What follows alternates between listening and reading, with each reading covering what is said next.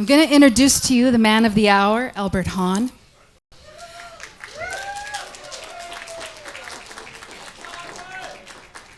When he's not having a stroke, he enjoys live music in Calgary almost 7 nights a week. And when he's not falling and hitting his head, he enjoys doing crosswords and coming to Love Bully shows. Put your hands together for Albert Hahn.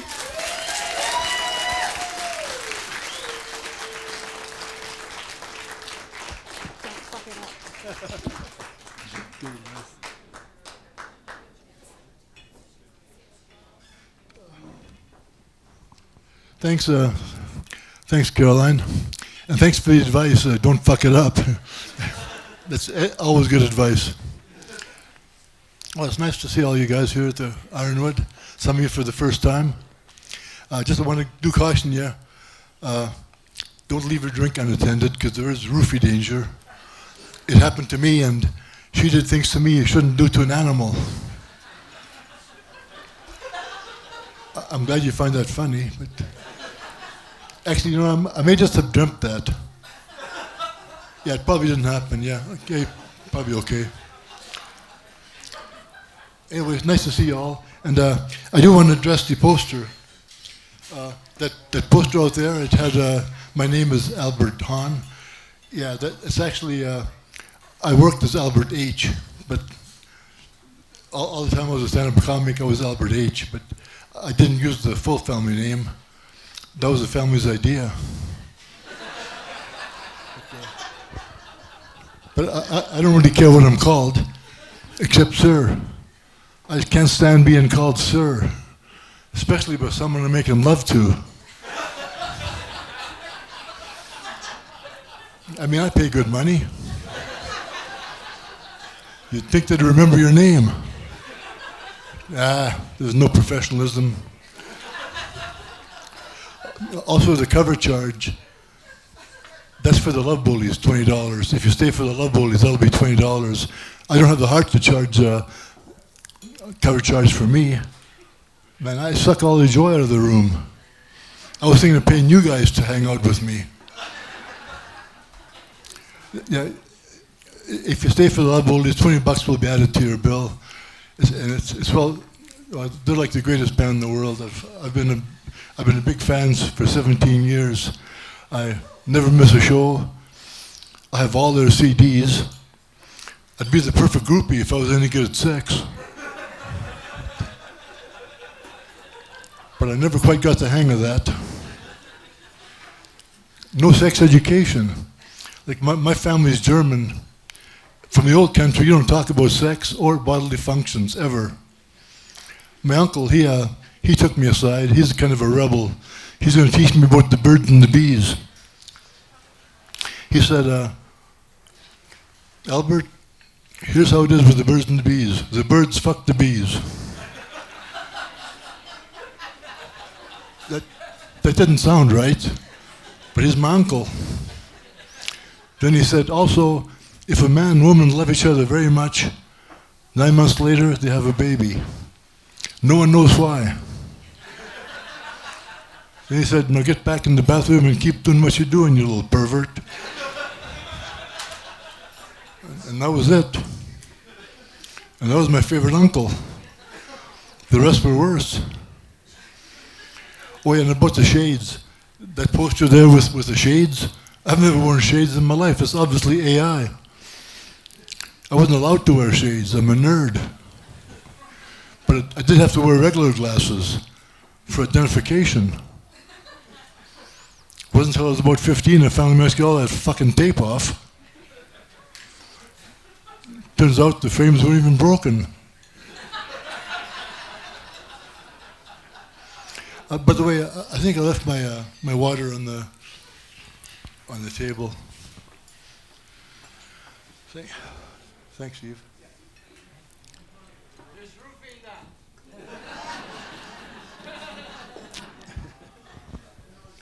I didn't hear that, but I don't handle hecklers well. I ignore hecklers. I'll give an example. I'm walking around and this 10-year-old kid goes, "Nice shirt, you fag." So I go, hey, the shirt's not pink, it's salmon. Kid goes, only a fag would know the difference. I can't even handle a 10-year-old heckler.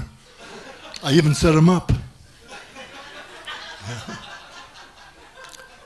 But like I say, I grew up as a young nerd, and it was tough. I think grade 8 was probably the worst. I remember the first day of class, walking down the hall to my homeroom, hoping maybe this year it'd be a little better, when the principal yanked me into his office. Said, Albert, I wish I had a dozen students like you. Unfortunately, I got about 100. Then he said, I'm glad we had this little chat, and kicked me back into the hall. Now I'm the last person to get to class. I hate that, because everyone turns to look at you. That really freaks me out. Room full of people looking at me.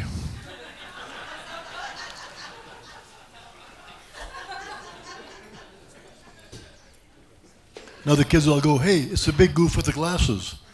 And they all start shooting spitballs at me.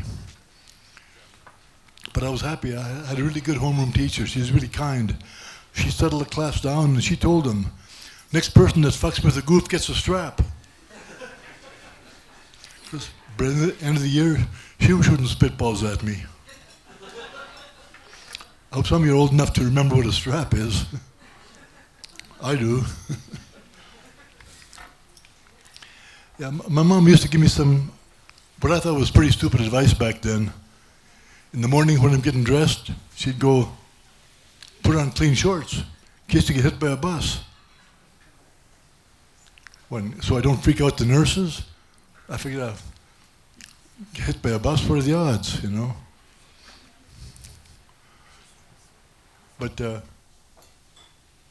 even today, in the morning when I'm getting dressed, I still remember that advice. In the morning, I got to decide between the old raggedy shorts and the new sexy ones, and I got to ask myself, do I feel lucky, punk? What are the odds of me getting laid today? To be honest, I probably get a better chance of getting hit by a bus.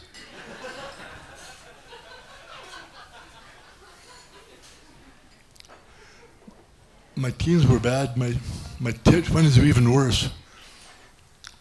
I don't know about my terrible 2s, but I had terrible 20s for sure. And I did a lot of drugs, and I finally managed to quit drugs. But it was a really sad incident that made me quit drugs. Really sad, hard for me to talk about this. But one morning on my way home from an all-night drug party, I ran into a school bus full of kids. And I wasn't driving, I just ran into it. Hurt my head real bad. And the kids started shooting spitballs at me.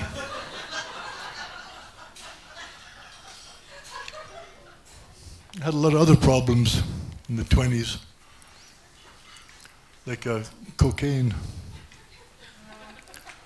I abused drugs. And I mean I abused drugs. I didn't use drugs. Like, cocaine was meant to be sniffed off a hooker's ass in a motel room. That's the way God intended it. But I abused them. I'd be doing drugs alone, 3 a.m, alone, and nothing's open except the airport. And this is a true story, sadly. I drive to the airport, go to the arcade, and play Donkey Kong while I'm shoving a gram of cocaine up my nose. And this happened more than once. That's kind of a bizarre scene. If the cavemen had seen this, they'd have stopped reproducing right there. Nip this evolution thing right in the bud.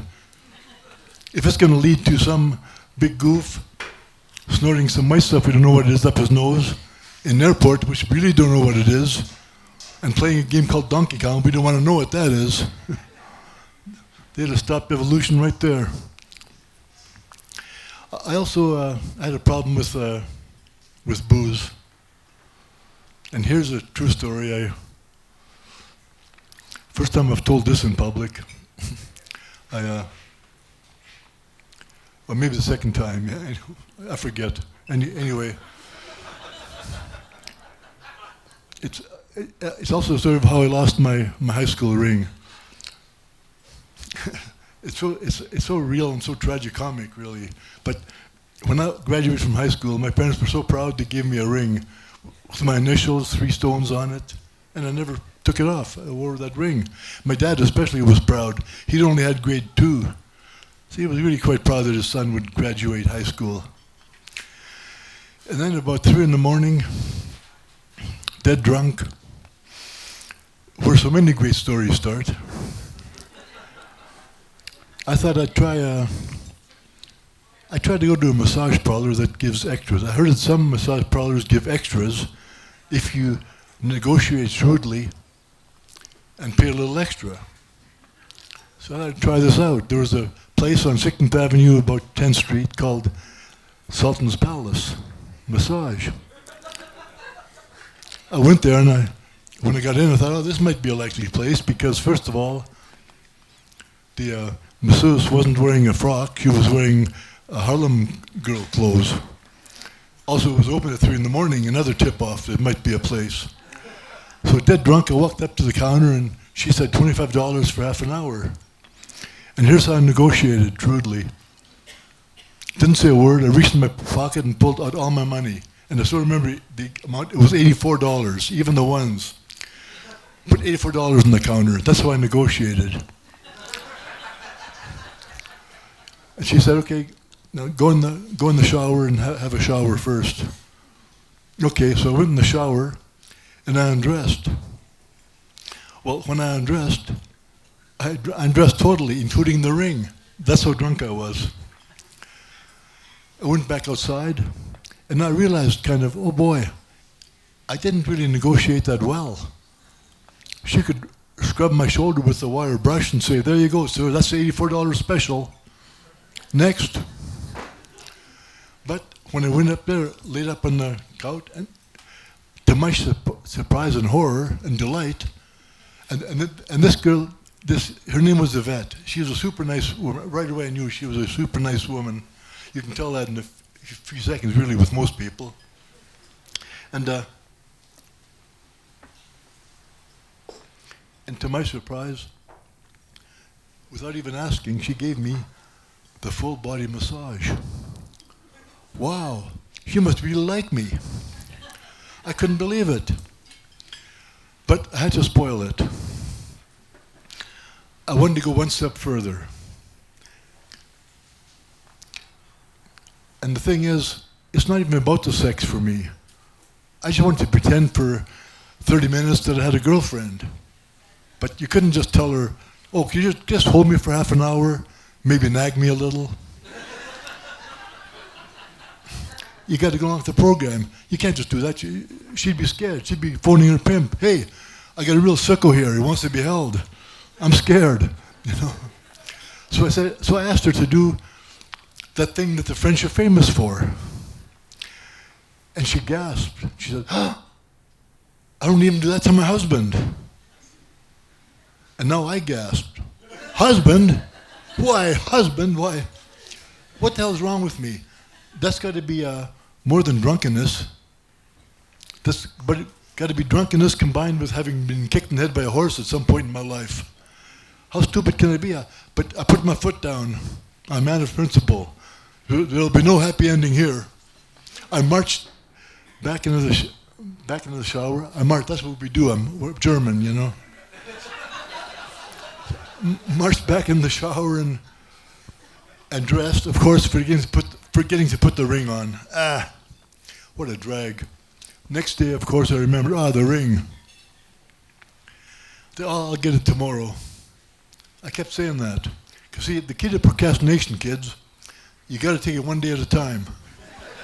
And you can procrastinate forever. I did that for a month. And then I was thinking, oh, hell, I'm sure the Sultan's Palace has a well-staffed lost and found.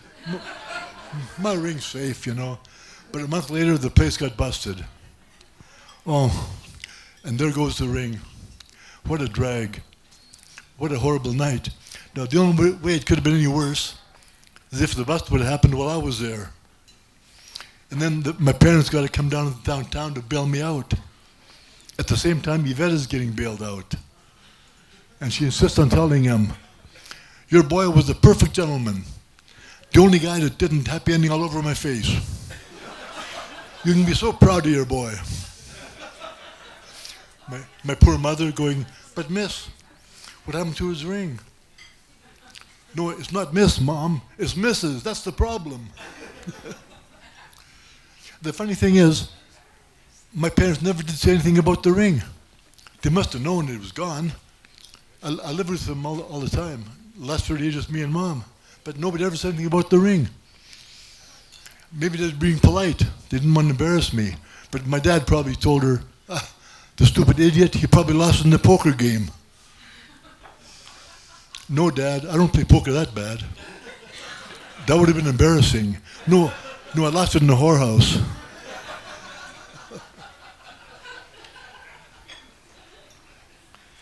Yeah. It's tough doing comedy, especially if you're not funny. I've noticed that. Getting material is tough, especially for Canadians. All the great stories come out of the States. They write themselves. In Canada, we've only had 2 stories worthy of international interest, and they're both out of Newfoundland, for crying out loud. First of all, there was sex abuse in the Catholic Church, and then there's the Newfies clubbing baby seals for fur. We've actually had Bridget Bardot bring a French animal rights group to Newfoundland to spray paint the baby seals green. Like, I'm sure it's going to keep the polar bears away. They gobble up these little guys like they're Smarties. Who knows, they probably eat the green ones first. Like, I'm all for animal rights, but I don't like the idea of Bridget Bardot messing with our Newfies. I'd rather do it myself. And I'd spray paint the baby Newfies green. Like, maybe that'd keep those priests away.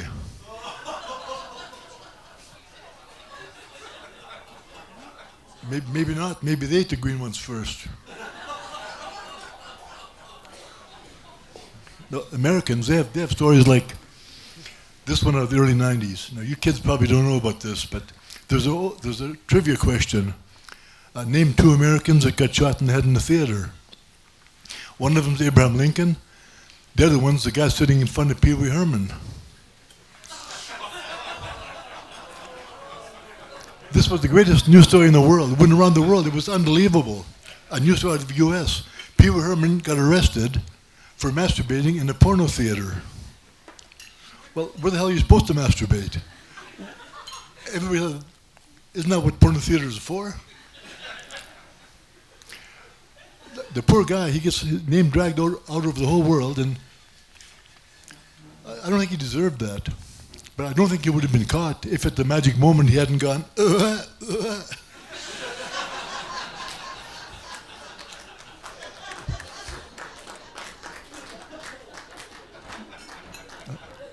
People who know Pee Wee Herman say that's a definitive impression. No one does it better. The poor guy. But now, if you think your job is bad, what about going to a porno theater to watch people masturbating? But who knows? Maybe the cop, maybe he was proud of his work. Maybe he liked the job. Maybe he was so pleased when he caught the guy. Maybe he couldn't wait to phone his chief. Chief, I got the big one, the big kahuna, Pee Wee Herman. Yes, that Pee Wee Herman. Pee Wee's Playhouse, Pee Wee's Big Adventure, and now, of course, Pee Wee's Happy Ending. I was there for it. Put him in handcuffs, put a little dick cuff on him to neutralize the weapon. If this doesn't make me captain, I don't know what will. Yes, but what's a single guy going to do, you know? Well, you go to a porno theater, you know? Hell, not everybody has a partner. Like, how do you get a partner? It's so tough. I mean, you can't just hang around bars, or you're liable to get an alcoholic. You can't just stay at home and hope someone shows up at the door, or you're liable to get a Jehovah's Witness. You see what I did there? When you add Jehovah's Witness to a joke, that always kills. That's comedy writing, which is a gift. It's a gift which I feel is God-given, although he denies it. According to him, and I quote, "Look, Albert, I don't know you, never did know you, don't want to know you, and never gave you nothing. And don't quote me, you prick." End quote. I lamely responded, "You're the prick." I shouldn't have done that. First of all, I'm really bad at handling hecklers, and I shouldn't have called them anything. 'Cause shortly after that, I had my strokes. That was 4 years ago. What a drag the strokes were. The first one, it happened by the Rocky View Hospital. So they said, well, they got to send me to the foothills. They deal with this better.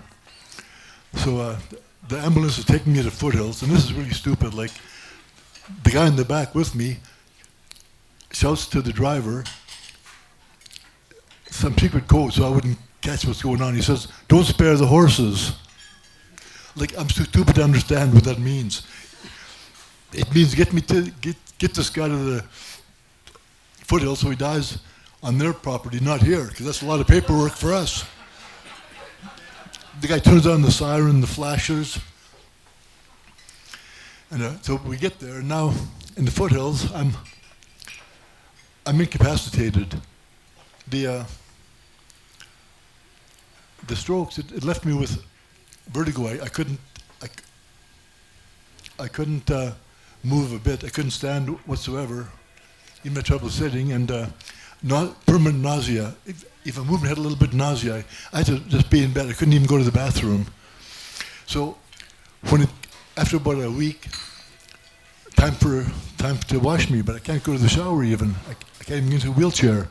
So now it's going to be a sponge bath. And I didn't know what the hell is involved in the sponge bath. So the poor woman, she comes over here, and I thought, I threw off the blankets, revealing myself my naked glory. And she gasped and kind of fell back a few feet. I wasn't supposed to do that. You're supposed to keep this stuff over your junk, and then they give you a washcloth to clean yourself down there. She does the rest of you. And the poor woman, she's kind of trying to push the blanket back over my junk without getting too close to it. Oh, man. She never got paid enough for that job. And also, she looked very confused. Like she's kind of going, wow, it's true what they say about white people. Like, of course, like most healthcare workers, she's from Africa or the Caribbean. So she kind of like, boy, maybe it's true what they say about white guys. I guess I should have told you that she's from Africa before I said that. Next time I'll get that in the right order.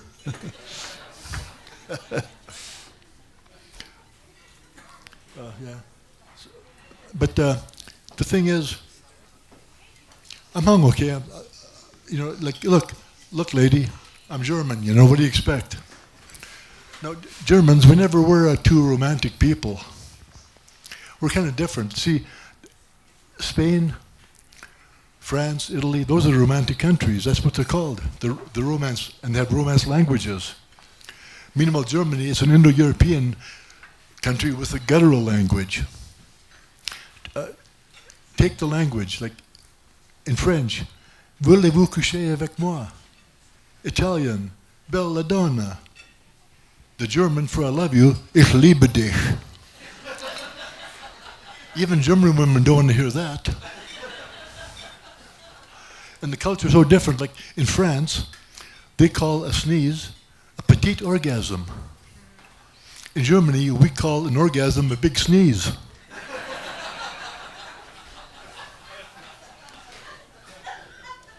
But maybe that's just me. Maybe that's why I can't get a second date. Yeah.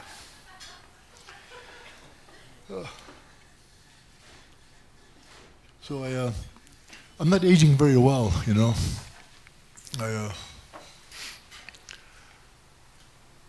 like in my early 20s, in my 20s I tried to change the world. My 40s I tried to save the world. Now in my 70s I'm trying to be a smart shopper.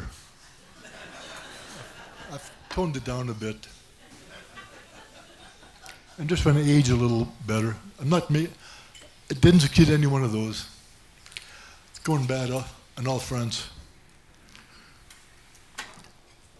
My memory is going, and I've fallen like 3 times, banged my head.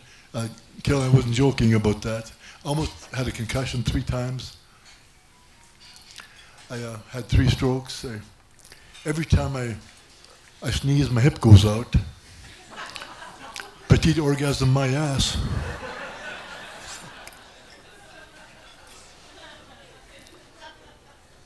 I hope you all had a good New Year's Eve. Anybody have a good New Year's Eve? Wonderful. Anybody have a bad New Year's Eve? I'm the only one? The hell? Another bad one for me. But my worst one was in Edmonton. Oh, this was horrible. I'm stuck in Edmonton, December 31st, snowed in. I got to get a cheap motel room. Dreading that night when stroke at midnight, you watch these people kissing on Times Square as the ball drops. Another one. And so for dinner, I went to a health food. This was, there was a 2-year gap when I went kind of partly insane and I became a vegetarian. So I went to a health food restaurant on December 31st. And so I'm ordering some real drab health food, you know. I thought I'd spice it up a little bit with a orange and mango shake, just add a little bit of color to the meal. And I'm eating this and just depressed as hell, knowing there's not New Year's Eve to contend with. And as I'm sitting there, the place is packed. This little girl just toddles up to my table and goes, "Hello." And right away, I'm not depressed anymore. Right away, there's a reason for living. I couldn't believe it. I was so happy, you know. Like it's like an act of God, you know. And then, of course, her mom had to come to lead her back to their table. But as she's taking her back, she turns to me and she says, "She was just after your shake." What the fuck? Now I'm depressed again. She had the kid. Why'd she mess with me? And now, New Year's Eve, it got even worse. Cheap hotel room, the walls paper thin. The couple next door, I'm trying to get to sleep. I want to get to sleep before midnight. I don't want to hear people celebrating or anything, or firecrackers going off. And I can't get to sleep because of the couple next door. They're going at it. On and on, like porn stars. And I can't get to sleep. And just that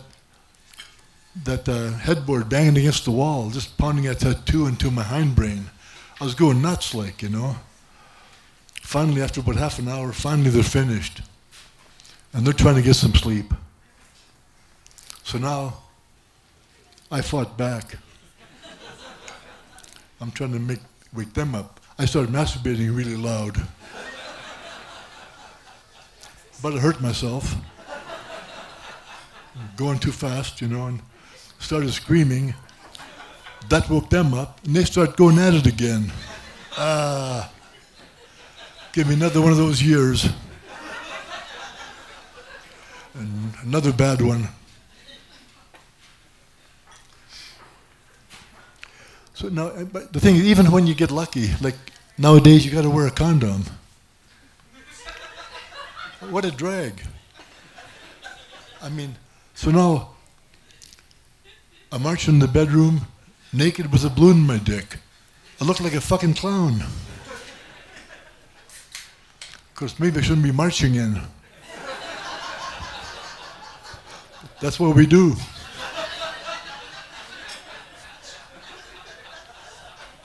We're not good at romance, but we'll invade the romance countries. But Germany has recovered really nicely after the Second World War.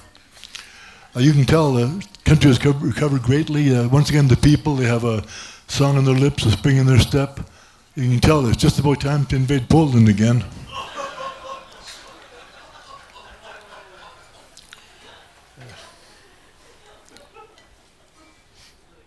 I have a friend who was studying psychology, really smart guy, and he's had 1 year of psychology, so he pretty much knows it all. And he got me to quit smoking cigarettes. He explained to me that when you're smoking a cigarette, you're sucking on a long cylindrical object, a phallic symbol. That's a phallic symbol. I knew what a phallic symbol was. So I stopped smoking right there. Stopped smoking cigarettes right there, yeah. So I just smoke cigars now. Big fat brown ones. So I'm taking a self-help course. So self-help. That was a mistake. Self-help, sort of like self-service, you know. I mean, self-service, I've always noticed the service is really shitty. And this self-help course, it tells you, you're supposed to keep saying this mantra every day in every way, I'm getting better and better. Well, what a crock. I knew that's a lie. That might have been true when I was a baby. I was getting better every day, but I soon plateaued. And then worse and worse every fucking day. Then when I was but 4, I got kicked in the head by a horse. Oh yeah, I should have put that before the callback. Yeah, I got to switch those around. Yeah, got kicked in the head by a horse when I was 4. But well, according to Mom, I wasn't too bright before that. She said I couldn't blame the horse. She figured it was probably genes. Doesn't say much for her, does it? And kindergarten was a drag. Every day, worse and worse. Always spill something, do something, make some mistake. Teachers constantly going, uh-oh, accident. That's okay, Albert. You just get a paper towel and you clean that up. Now, years later, I still remember that because I dated a kindergarten teacher. And it's, you know, some people, they can't leave the job at the office. Every time we're in bed, it's always the same thing. Uh-oh, accident. That's okay, Albert. You just get a paper towel and you clean that up. That used to be a real drag. And sorry about any adverse mental image.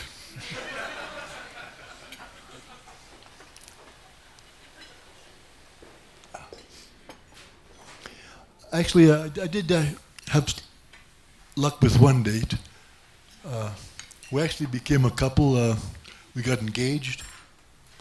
I bought her a really nice engagement ring too. But it didn't last. We broke up. I still talk to her, but it's awkward with that restraining order. So it's always from 75 meters away. Not much of a conversation. Pretty much just me screaming, "Give me back that ring, you bitch."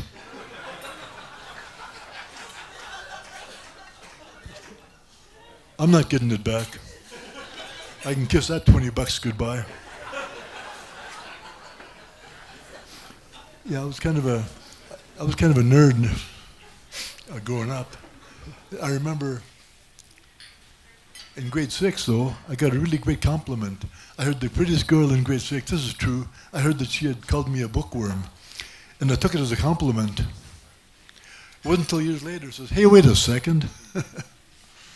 That wasn't a compliment. It took me a while to catch on, like my dating profile on Tinder. You know, likes to do crossword puzzles and play Scrabble, lives with mom, can open jars and reach high shelves. Not one swipe right. What do these women want? You know, we almost lost Quebec in the referendum. It was such a close vote. I think I helped. I wanted to go there and show them that I care, you know, that I didn't know much French. I was going to speak a little bit of French. I took a little bit. I knew like La Plume est rouge. I think it means my pen is red or something, but I wanted to help. I wanted to do something. So I flew to Montreal. Then I wanted to make an effort. So the first person I saw, went up to him, said, I assumed he was a Frenchman. I didn't realize it might be a New York tourist. I said, Ma plume est rouge. And he says, so, yank my doodle, you fucking frog. So that was a bad audience. Americans, yeah. My first time in LA, I was so shocked that downtown LA, every building had burglar bars. This is crazy. I mean, even the real estate office had burglar bars. What's the point of that? It's not like they keep the property on the premises. I thought I'd make a joke about this, maybe impress the girl behind the counter, you know, and I heard that somebody said that women like a man with a sense of humor. I think Gandhi said that or somebody. Anyway, I thought, maybe I'll press her with a joke, and who knows, one thing might lead to another, and maybe soon there'll be a little Albert running around. So I went and I said, hey, baby, can I get some land to go? So she kicked me in the nuts and said, there's a couple of acres for you. I found out later that's a street joke. I didn't even get any new material out of that, and I got sore nuts. Another tough audience. I kind of, this was actually the first time I've had less stage fright than others. I think it's those strokes I had. Like, in the 90s, I had stage fright every time. I'm terrified to go on stage. This time, I've had those strokes. I don't really care. I'm coasting to the finish line now. I'll be dead soon. So what if I bomb? What's the difference? I don't care what you people think anymore.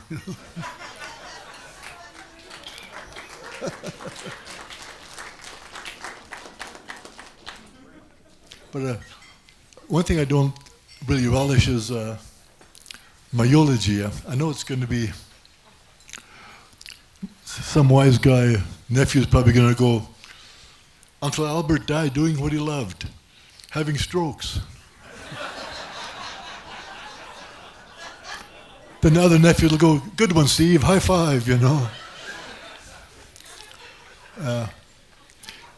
Of course, I won't be around to hear it, so it's not really that bad. But what I really regret is kind of dying in a crowd, you know. My last moment's really ignominious, you know, just like falling down the street, probably breaking my hip. That'll be the end of me. People crowding around, oh my God, don't lift him, you'll kill him. Phone 911, you know, and then the paramedics come and they take one look at me. I ain't moving that. Phone the fire department, the jaws of life, and a flatbed truck. The hospital won't take it, maybe the landfill will. Well, getting close to about 45 minutes. That's normally what headliners do. They find even top headliners, more than 45 minutes, the audience kind of fades. I'll kind of close this off now. But just a word of caution to kids out there. Take it from someone who's been there. Don't mix alcohol and drugs. Do drugs one night, alcohol the next, and you'll be fine. I want to give back a little bit to the community, some of my wisdom.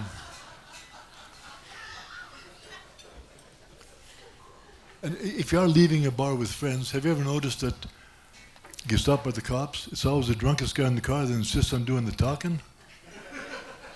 I've never noticed that.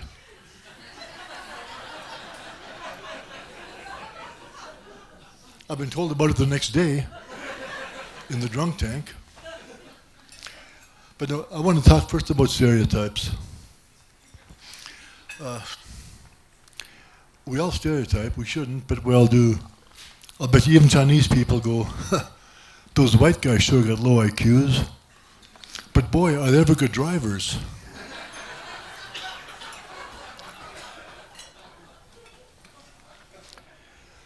No, I think people who suffer the most from stereotyping, of course, are gay people. And that's so wrong. I feel that's wrong, even though I'm straight. Well, I'm straight, but I'd have a tough time proving it in court. The few witnesses I have are probably passed on. If any of them were still alive, they don't want to admit to having sex with me. But let's put it, if given the opportunity, I would be straight. Matter of fact, I'd be a real slut.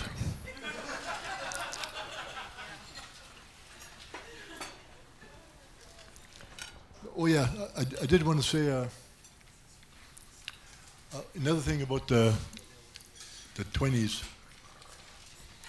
It's really, you got to make sure you clean your car before you cross the border. Just a word of caution before I get to my last bit here. In my 20s, crossing the border of the U.S., right away they made me park the car. One guy went to inspect it. One guy took me inside, run my ID through the computer. After a few minutes, the guy from the car comes in and says, "Sir, step in the back room. First, place all the contents of all your pockets on the table. We found marijuana in your vehicle." And I tried to play dumb. I said, "What's a vehicle?"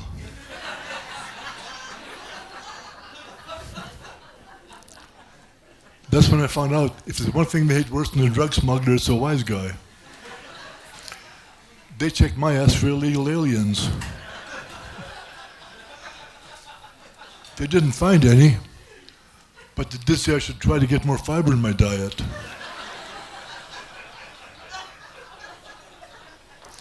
I said they should try to get their fingernails cut.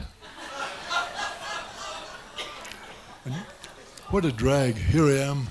I just want to go to Vegas and gamble a little bit, and I got Scooter checking my ass. What kind of guy's named Scooter anyway? What kind of adult? I'd like to strangle anybody named Scooter should be strangled, adult. Other people should be strangled. They're like grammar Nazis. You got to strangle them. You can't take them to court because you don't know who or whom to sue.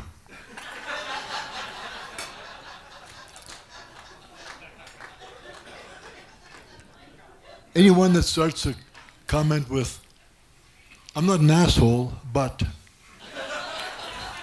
you know what's coming next, some real asshole comment. Only an asshole would start a comment like that. No respectable person would. Not once did you ever hear the Queen open her Christmas address with, "I'm not an asshole, but I feel the Irish should be flogged." And now I wish everyone a joyous Christmas and a very happy New Year, except the Irish, fuck them.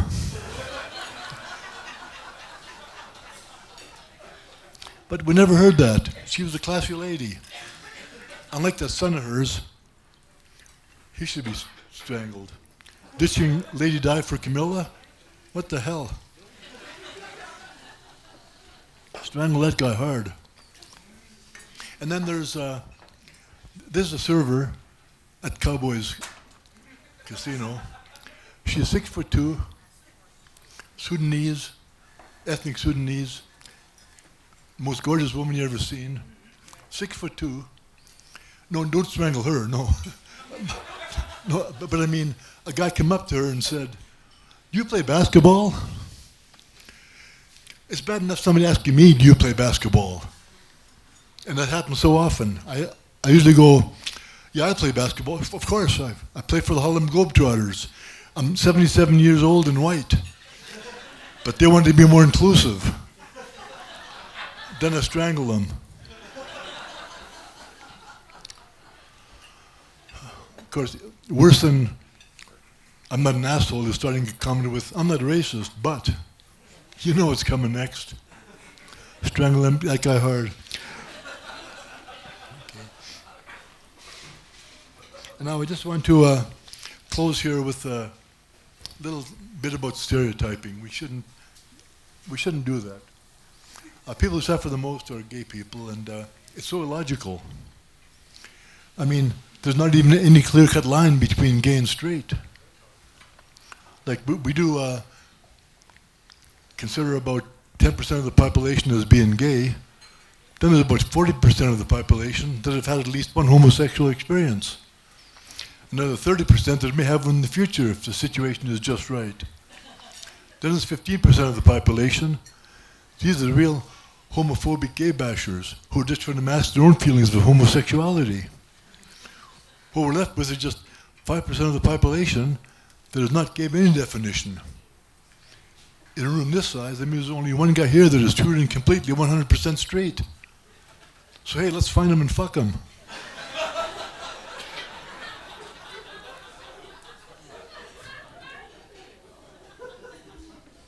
Then we can let Alanis know that's irony. Rain on your wedding day is slightly annoying, but this is irony. Okay, well, that's it for me. Thanks, everybody. Appreciate that.